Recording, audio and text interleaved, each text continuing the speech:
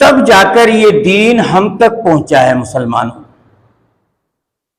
میں نے تمہید کے طور پر یہ چند باتیں آپ کے سامنے رکھی۔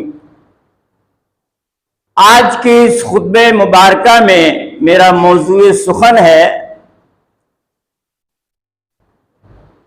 توحید کی دعوت اور اس کی اہمیت۔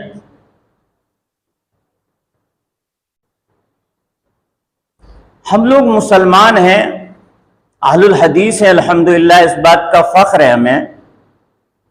اللہ نے چنا ہے اسلام والوں میں، خاص طور سے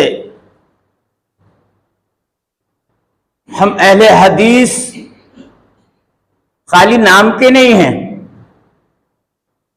بلکہ جیسے نبی دنیا والوں کے لیے ایک نمونہ بن کر آئے، ایک ٹائٹل بن کر آئے، اب چونکہ نبی ہمارے درمیان نہیں ہے تو العلماء ورثۃ الانبیاء، جیسے باپ کی ملکیت کا وارث بیٹا ہوتا ہے، ایسے ہی انبیاء کی جو ملکیت تھی، جو ان کی ذمہ داری تھی، جو ان کا کام تھا، آج وہ ذمہ داری علماء کرام پر ہے۔ کوئی معمولی بات نہیں ہے۔ علماء کا ادب و احترام، ان کا مان سمان ایسے ہی کیا جائے جیسے دین نے بتایا ہے، جیسے نبی نے ان کی عزت کے بارے میں اپنی زبان سے کہا کہ میری امت کے علماء بنی اسرائیل کے انبیاء کی مانند ہیں۔ اللہ اکبر! ذرا غور کریں حدیث پر۔ میری امت کے علماء بنی اسرائیل کے انبیاء کی مانند ہیں، کیونکہ بنی اسرائیل میں بہت کثرت سے انبیاء رسول ہوئے، اور آپ کی امت کا اگر کوئی واعظ اور خطیب اور عالم اگر باعمل ہے تو اس کا ایک مقام ہے، وہ نبی جیسا تو نہیں ہو سکتا۔ نبی کا اونچا مقام ہے، نبی ایک بہت بلند اور رفعت والا مقام رکھتا ہے، لیکن یہاں فضیلت حدیث سے یہ ثابت ہو رہی ہے کہ علماء کا بھی بہت اونچا مقام۔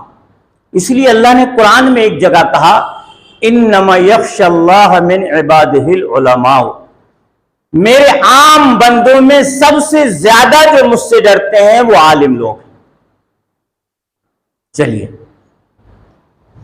تو ہم لوگ الحمدللہ اہل حدیث ہیں، مواحد ہیں۔ ہمارا کام تھا کہ ہم دنیا کو صحیح راستہ دکھاتے، دنیا ظلمت و شرک و بدعت کے دلدل میں بالکل ڈوب چکی ہے، اور توحید پرست جو ہے صرف اس بات کو لے کر کے آرام سے بیٹھے ہوئے ہیں کہ ہم تو اہل الحدیث ہیں، ہم تو مواحد ہیں، ہمیں تو جنت میں جانا ہی ہے۔ لیکن نہیں،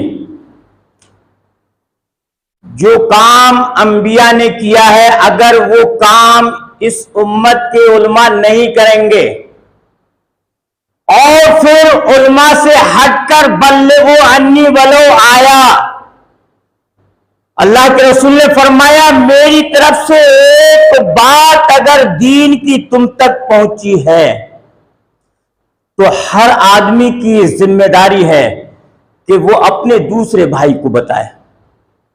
اس لیے ہر آدمی ذمہ دار ہے۔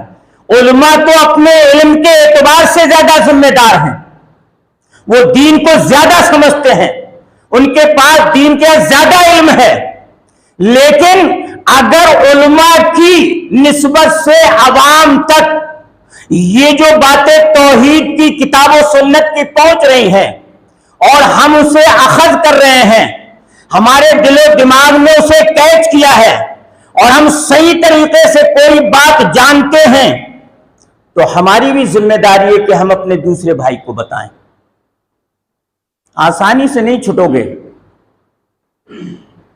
آئیے ہم पारा नंबर 6 सूरतुल माइदा आयत नंबर 67 में आपको लेकर चलते हैं।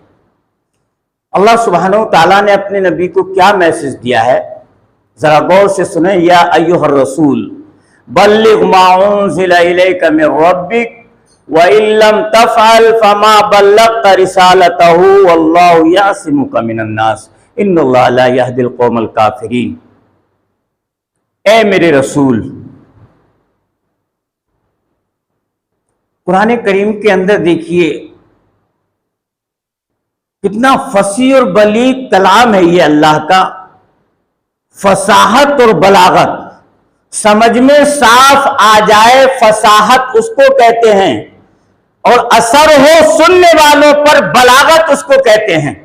अल्लाह का ये कलाम इतना फसी और बलीग है कि जब लोगों के सामने पढ़ा जाता था, कुफारे मक्का के सामने पढ़ा जाता था, तो एक तरफ तो वो इस्लाम के दुश्मन थे, सर से पैर तक तौहीद परस्तों को सताने के लिए कोई दकीका बाकी नहीं छोड़ते थे, इस्लाम को मिटाने की पूरी साजिशें करते थे, जैसे आज भी दुश्मन इस्लाम कर रहे हैं मुसलमानों के साथ और इस्लाम के साथ में।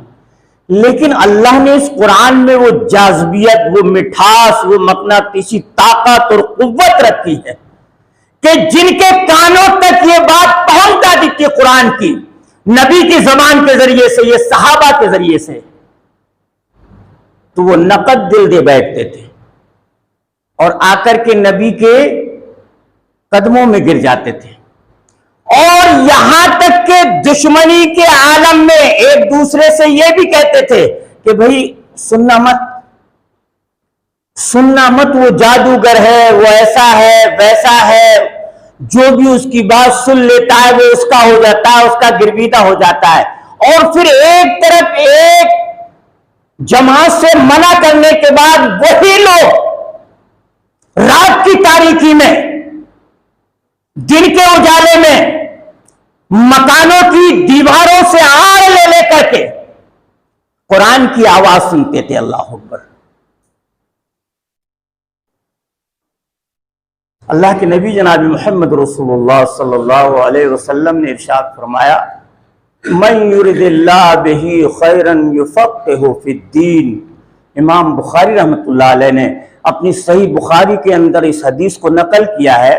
मतलब ये हदीस का कि अल्लाह के रसूल ने फरमाया कि अल्लाह जिसके साथ में खैर का मामला फरमाता है उसको दीन की समझ देता है। एक दिन पहले अल्लाह के रसूल ने दुआ की कि अल्लाह अबू जहल में और उमर में तेरे नजदीक जो ज्यादा बेहतर हो, तू खूब अच्छी तरीके से जानता है कि कौन इस्लाम के लिए ज्यादा मुनासिब और बेहतर रहेगा। अल्लाह मेरी दुआ उसके हक में कबूल फरमा। अल्लाह अकबर। एक दिन पहले नबी दुआ कर रहे हैं और दूसरे दिन दुआ तो कबूल हो गई, दूसरे दिन उमर नंगी तलवार लेकर के नबी के पास आ रहे हैं, सबब बन रहा है, नबी की दुआ कबूल हो गई है। मन युरिदिल्लाह बिही खैरन युफ़क़्क़िहु फ़िद्दीन। अल्लाह जिसके साथ खैर का मामला फरमाता है। अल्लाह ने चुना उमर को, अबू जहल को नहीं चुना, दुश्मन रसूल को नहीं चुना, दुश्मन इस्लाम को नहीं चुना।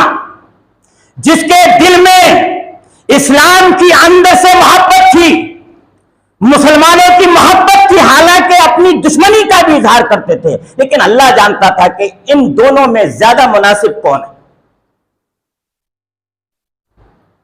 उमर के इस्लाम लाने का वाकया तो आपने सुना है। मतलब कहने का यह है कि दूसरे ही दिन उमर इस्लाम के अंदर दाखिल हो गए। देखिए, नबी की दावत से हजरत अबू बकर सिद्दीक और सबसे पहले औरतों में हजरत खदीजतुल कुबरा आपकी शरीक हयात, बच्चों में सबसे पहले हजरत अली रज़ी अल्लाह अन्हु, गुलामों में सबसे पहले ज़ैद बिन हारिसा रज़ी अल्लाह अन्हु, और लौंडियों में उम्मे अहमद रज़ी अल्लाह अन्हा।